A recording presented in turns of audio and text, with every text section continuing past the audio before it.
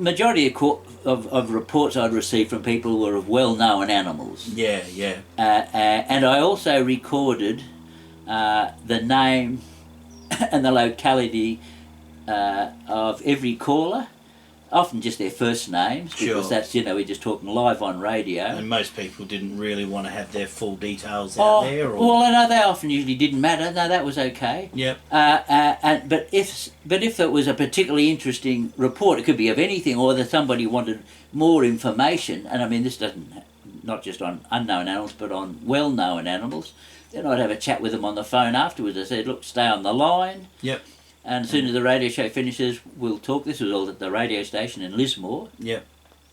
But so then I started receiving reports of Tasmanian tigers, which as I said, I was astounded to receive. But then other farmers would phone up and say, because the ABC local radio is the radio station that all the rural people and the rural people listen to. Whereas the city dwellers listen to those hideous commercial stations and the shock jocks, and it's all about people and this and that and drama and rubbish. ABC radio was more about what was happening on the land. Yeah, exactly, and still is, especially the rural ones, the rural land. And so farmers would phone up and they'd say, oh yes, I've seen exactly the same animal, and they would describe what they've seen. So I began receiving reports of, as I said, very few reports of yowies, but some reports, but mostly thylacines, or Tasmanian tigers, also known as marsupial wolves, marsupial dogs, and reports of big cats, of leopards, black panthers, and also marsupial lions, things that sounded like marsupial lions. The marsupial lion, Thylacoleos carnifex, is well known in the fossil record. There's wonderful entire skeletons that have been found in the caves of Naracoorte in South Australia and in the Nullarbor Plains. Yeah, WA's got a few specimens as well. Yep. Yeah, and of course, Australia had these fabulous fabulous megafauna up until about 40,000 years ago. So we know that the first Australians lived with all these fabulous animals, megafauna, and we're talking about 40 or 50 species of giant kangaroo that were up to 3 metres tall, giant emus and giant flightless Genyornis, sort of related to magpie geese. Okay, yeah. We had giant tortoises that were like twice the size of modern giant tortoises, with horns on their heads and clubbed tails. We had very prehistoric looking animals. They'd survived from the age of the dinosaurs virtually, and then we had a whole array of diprotodons. So they're close relatives of koalas and wombats. Yep. So these animals we had giant wombats, but we also had giant koala-like animals. So these animals look very much like because koalas have quite long limbs, and so very much like koalas, but these were the size of rhinoceroses and koalas on steroids and cows and stuff. So distantly related to koalas. Yep. And palacestes, these are sort of a giant wombat or a giant koala-like animal with a small, they believe having a small trunk like it. This is like the marsupial tapir. Yeah. I've seen the animatronics of those in the displays that they have set up in Naracoorte Caves. Yeah. And I had no idea that animal even existed until I went to those caves and saw the dioramas that they've got set up there. It was quite fascinating, actually. Yeah. And then we had a range of carnivores that included huge Tasmanian devils, like twice the size of the ones surviving in Tasmania. We had several species of thylacine, including a much larger species. Yes. Than the one that is everyone well known. Knows. Yeah. And we also had the fabulous marsupial lions, which are actually unrelated to the carnivorous marsupials. We have two different groups of marsupials, families. So, you got the two front teeth, diprotodons, the herbivorous marsupials, and then you've got the carnivorous marsupials. But the marsupial lion is actually related to the herbivorous marsupials, and so it doesn't have fangs. It has two huge incisors. Yep. And these enormous cutting molars. But all of these animals disappeared from the fossil record about 40,000 years ago. And look, that's an Australian museum. They were just postcards that I bought. You can have a look at them there. Yep. And the top one is a reproduction, life-size reproduction of what they think the marsupial lion, thylacoleo carnifex look like. And the bottom one is the head of the Diprotodon optatum. And the marsupial lion reports that you received, they stood out differently from big cat sightings? Oh, a bit difficult to know, but yeah, often. And of course, I had seen that animal, as I said, in 1969, which had a banded tail.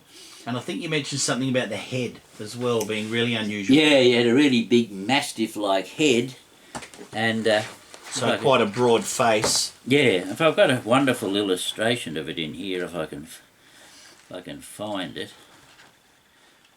Here it is. How many? I mean, just off the top of your head, would you have dozens of thylacoleo sightings? Oh, quite a few. So that's the animal that I saw cross the road. That's the drawing you did? Yeah. Oh well, no, I didn't do that drawing. That was done from my drawing. That was done from. Yours was just a rough sketch. From Jeff. Jeff Johnson did that. Okay. But there's my original drawing. Yep. I think I've seen that online somewhere. Yeah, probably. Actually. Yeah, yep. That's my original drawing of what I saw across the road, and and is there one more there on the other side? So this is all done by Jeff Johnson, and that was a drawing that he did from a description. From another sighting. A rabbit trapper who actually caught this animal, and the Sydney Morning Herald in mid-1960s, I think it was, from memory. Ran a story on it. Exactly, yeah, and he actually caught that by its hind foot. In a rabbit trap. In a rabbit trap, yeah. And when he went up to it, he suddenly realised, oh my goodness, look at this bizarre striped animal. Now, it probably wasn't a thylacine because he said it clawed at him, it attacked him, jumped at him, but fortunately the rabbit trap was strong enough to hold it. Yeah, and and he said it made a call. Absolutely bizarre call, like nothing he'd ever heard, like nothing like a lion or a leopard or anything. And I've actually got that a recording of that was sent into the radio station. And there's I think I saw a link you put up a couple of years ago about that. Yeah, that was pretty bizarre sounding. Yeah, and I can play that. Yeah, well, we can probably put that in later for you anyway. Yeah. So anyway, and so what happened with this animal? So he picked up a branch and he hit it over the head. And knocked it unconscious, and he thought he'd killed it, and he rushed back to his horse and cart or vehicle, whatever he had, to get a bag to put it in and bring it back because he wanted to send the body to the museum because he'd found a new species of animal. And when he got back, because he'd taken it out of the rabbit trap, it was gone. And so it must have recovered. Yeah. And then he was determined to get one, and so he spent some period of time in the same area hunting them, and sitting and waiting and watching. And he actually saw one of these animals leap from rock to rock, and he was trying to get a shot at it, but it disappeared into the boulders before he did. And so that was the other report that I'd receive on rare occasions. So most of the reports, majority of them, about 54 of them or something, I received. And that was up until about 2013. Well, primarily thylacines. Thylacine reports, and wonderful reports. Like the first one I received wasn't from the railway station. It was just some friends who, parents of children that were in the same class as our kids. Oh yeah, and they'd have a chat to you because Yeah, they knew and what would you be were into. talking and say, "Oh, I saw a real strange animal," and this fabulous one of the best thylacine reports. And this is from, I think, in the 1970s, a school teacher who was on school holidays and he decided to get a bit of income cutting bananas in Crabs Creek, which is only just up the road from us here. And that at the end of the day, they were walking back down slope and there was a big overgrown banana packing shed, an abandoned one. And the owner had a large German Shepherd dog and it began growling at the shed.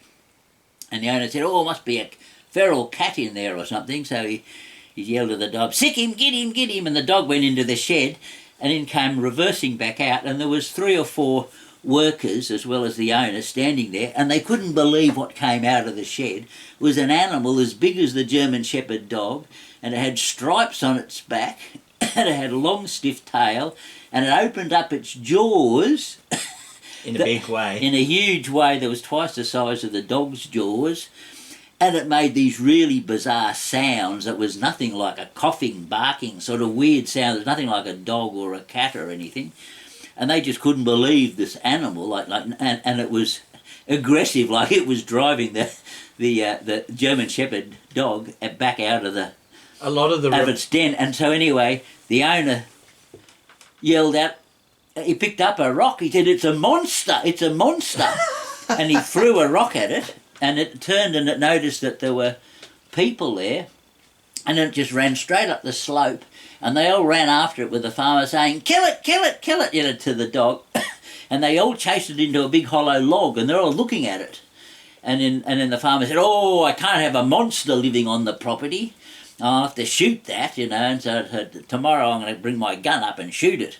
So the next day they came up, but there was no sign of it. It had gone. Scarping. And that was the first report. And anyway, and so the teacher described this animal. I said, "I can't believe what you're telling me. That's a Tasmanian tiger. That's a thylacine." Yeah. And I said, I had heard the odd report, but, That's a very detailed that's a real detail. And multiple witnesses as well. And so over the years, I've been doing the radio program. It's now... every Saturday morning at 6:30, it only goes for 10 minutes, but they just do it from home. They phone me. Yep. And then we always talk about a different animal. Sure. Mammal, bird, reptile, amphibian. I can identify all of them from their descriptions or the calls. Sometimes they used to send me photos and of insects and things, and we'd identify them. Sometimes send the photographs off to experts, different kinds of beetles and just to get verification. Yeah, and moths and what have you. But so I still receive all these all these accounts and absolutely fabulous reports. I've received reports from zoologists. Yep. Of thylacines, just in northern New South Wales. Clearly know zoology. Yeah, know exactly. What they're looking at. Yeah, and looking at, oh my goodness, look at that. From zookeepers, from vets, yep. and vet nurses, bush regenerators, all sorts. all kinds of people. And in one report was from a lady, 20 years a vet nurse, and she was alerted to something making this loud coughing sound. It sounded like the call of a brush-tail possum, but really loud in a backyard. This is on the edge of Byron Bay against the Arakwal National Park. At 6:30 in the morning, she went out and then she thought there's a dog attacking a cat, and in the backyard. And the backyard was just like an open yard directly adjacent the forest. And she went to run to chase the dog away. Yep. And she ran up to it, and he was astounded. It was nothing like a dog. It was a thylacine, and it took no notice. And she was looking at it for 5 minutes, from 1 metre away. Oh my God! And it took no notice of her. It would look at her, was interested. It had no fear of people. It was interested in the cat. It was interested in the cat. And what year was this? Oh, so this is I've got all the information, all the data, but this is from about probably about 10 years ago now. Okay. But I've received, maybe close to 100 reports, or 75, 80, 90 reports. Yep. And the reports still come in. But what occurs, so if it's a really interesting report, often the radio station will then add it to their local news report. Okay, just because it's going to spike a bit of interest. Yeah. And then sometimes the newspaper will pick it up, and then you'll get more calls. And then I'll get more calls, and so then I'll get a flood of information come in, and that's when I'll get most of the reports. Yeah. And then I'll get none. Because it goes quiet again. It goes quiet again. And so I imagine that people are encountering these animals fairly frequently, but they've got no one to tell. Yeah. And if they mention it to anyone, they just get laughed at. Yeah, so they just go quiet. I have the same experience with what I do all the time. While we're on the just briefly on the thylacoleo subject, I've got this print here from South Australia. Now, when I got this print, I'll just show the viewers. So this is what I call the Houghton Howler, because it was in the Houghton area, and there is a mythical beast from the newspapers back in the day. Now, interestingly enough, this one here is allegedly a thylacine that came from a sighting on a property in a creek in Tasmania in the Lorina area, 85-86. Now, you took one look at that before, and you didn't say thylacine, but this one, I believe, is thylacine. So, I'd say that's definitely thylacine. To me, you can never be 100% sure. Sure. I mean, but it resembles a thylacine, and it resembles some. When we were living with Percy Trezise up in Cape York Peninsula, yes, he was positive that he had a thylacine, and he had all these. He made all these plaster casts, and he gave a couple of them to me. That's a nice clear one. That's got a nice clear, great definition. Yeah. And again, it's got that ridging on the bottom of the plantar pad as well. Yes. Which is interesting. Look, there's even a leaf there. Yeah. And then clearly not a fake. He had many, but he gave me these two. Mm-hmm. Now, I'm no expert on, footprints, and I mean, very dog-like anyway, but the thylacine has a very dog-like front feet. This one here is allegedly thylacine from Victoria, and you can see the similarities between the two. Yeah, exactly. With the spacing between the digits as well. Yeah. This one here, I had 3 animals with this one. One was quite large, which is this one. Then one was slightly smaller, and then there appeared to be a juvenile running with it. Yes. So that's a truly unique specimen, a footprint cast, and as you can see, it's got a very large plantar pad there, and then it's got these very separated toes, and then an extremely separated, almost an opposable thumb there, and so you can see footprints. A normal dog footprint, of course, you get the 2 pads close together. Yep. And then another 2 pads, and then the plantar pad at the back. But that's nothing like that. And if that's a dog, I mean, Percy Trezise thought it was a thylacine. And it may well be. I thought it might be just a dingo. Sure. Because naturally, one's always a skeptic. Well, you have to be sceptical, but also keep an open mind. Exactly. But so that's... I showed that print to a chap in Tasmania who's a international dog show judge with over 60 years experience. Yeah. And he said the only thing that would come close to that in size is a Newfoundland, but they have webbed feet. Oh, yes, yeah. And that hasn't got webbed feet. And no matter how big a dog print is, it'll always look very much like that. Yeah, because the toe pads are closer together because of that webbing. Yeah, and so that's astounding. And then you've got this other one which is similar again. That one's from Tasmania. And when I showed these 2 in particular to Nick Mooney, he said to me at the museum, well, they appear to be of the same type of animal. Yes. And I thought, well, that's good. And he said, interestingly enough, I saw a track line of prints like this in Victoria that a farmer showed me, and he swore black and blue that a thylacoleo had left the prints, and he had a whole trackway of these prints. Sadly, when Nick Mooney did his report on our photos back in February, in his report he stated that these were dog prints.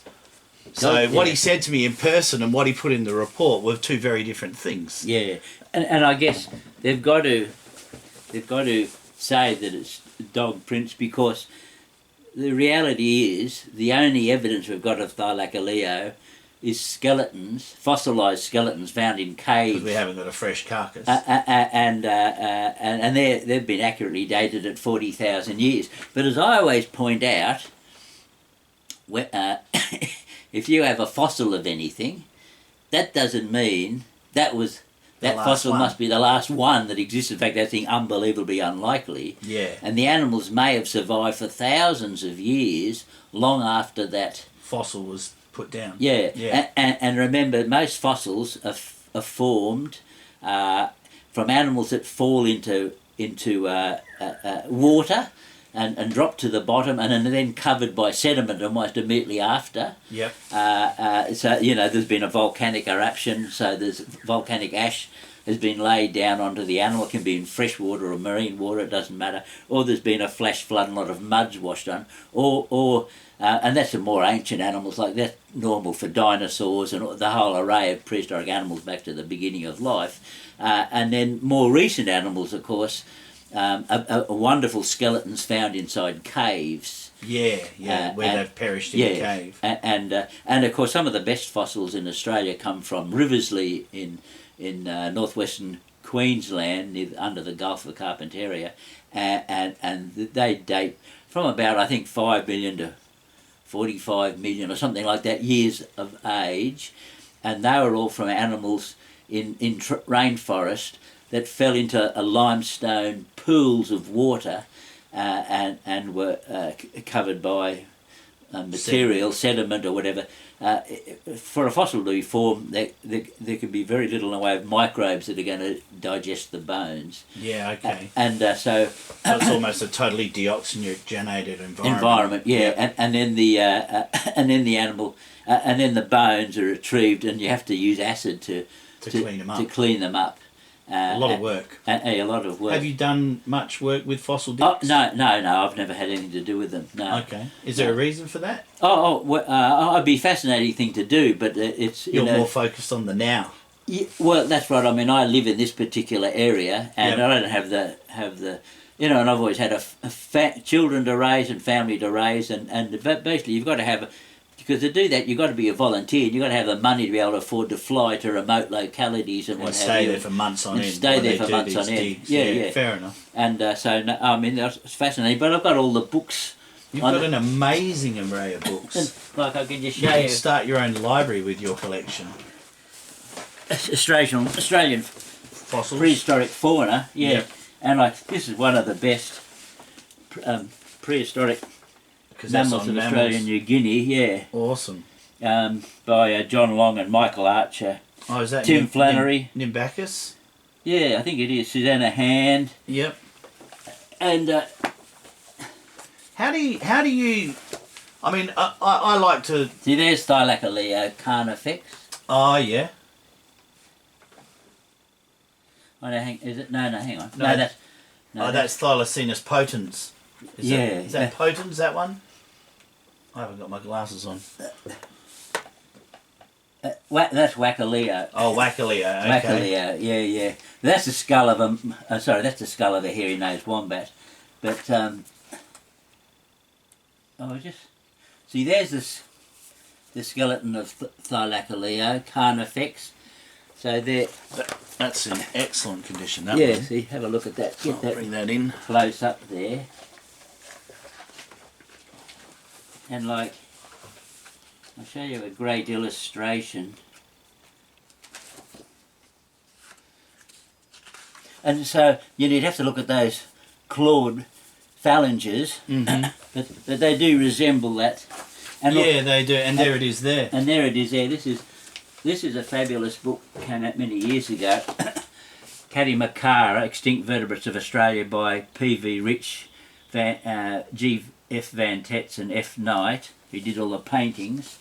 And so there's the skull and the phalanges, the hand. With that opposable thumb. Yeah, so that's that. They do look a bit longer than the digits on this particular specimen, but And again, there's more than one specimen. yeah. More than one species of thylacoleo as well, isn't there? There were, but, In the fossil there was record. only one recent one. But that, as I said, we got no fossil evidence of that after after 40,000 years ago. Yeah. But the thing is, most animals, of course, only one in a million might be fossilised, because most of them, especially if they're in a forest or a rainforest or whatever, eucalypt forest, the bodies are decompose and Well before they could Tasmanian fossilise. devils Sure. chew things up, etc. Speaking of devils, do you actually have any sightings of mainland devils? I did receive 2 reports of mainland devils, big devils too, a bit larger than normal devils, and they were near the Murray River, near Renmark. Okay. And they both came from a famous naturalist, herpetologist or zoologist that had a wildlife park at Renmark. There's one of the pythons, I think, named after him. I just can't quite remember his name at the moment. Okay. But they got those in 1982. Yep. But here's a wonderful illustration of Thylacoleo carnifex. I think I've seen that one online Yeah. before too. That's Yeah. a great shot. And you can see its phalanges, you can see its hands or front paw Clinging on. And so it'd be wonderful that it exists. This is here's Palakestes azil, the marsupial tapir. This is a wonderful illustration as well in this book, and very unusual animal. And so I received reports of these from north of the Pasco River in Iron Range in Far North Queensland. yeah, Cape York Peninsula, and I received reports from different people describing the same animal, just individuals seen that were about 1 metre high and had a small, Little tapir-like trunk, Yep. and feeding on hop bushes. But, and I thought, that's pretty amazing. You hear a lot of strange things. You do. And You can't afford to fob anybody off though, I believe, because you just never know when you're going to be, literally knocking a gift horse in the mouth. well, that's what I mean. No matter who you talk to, whoever they are, you should appreciate the fact that you've been able to Receive the information. Yeah. Yeah. And these are some of your journals? Yes. So as I said earlier, my favourite thing to do would be head off by myself and travel from one national park to another, identifying the plants and animals, and then I always kept notes, and then I'd also keep journals, and so this is the one from South Australia, an account of a journey through Victoria and South Australia. This is November 81 to August 1982,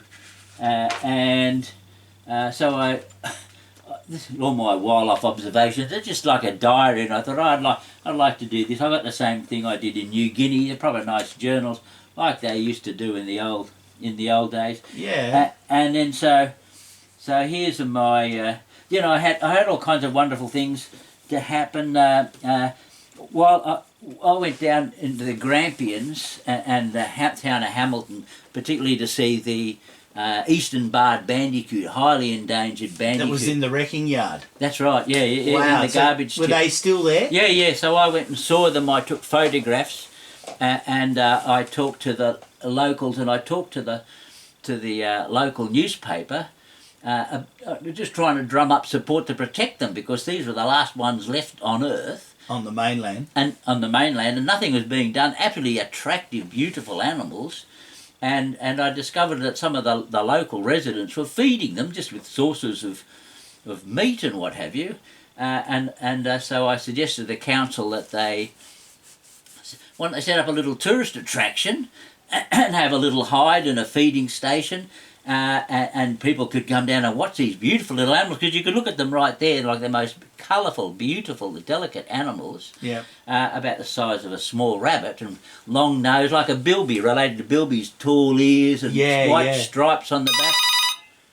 Anyway, I better answer that.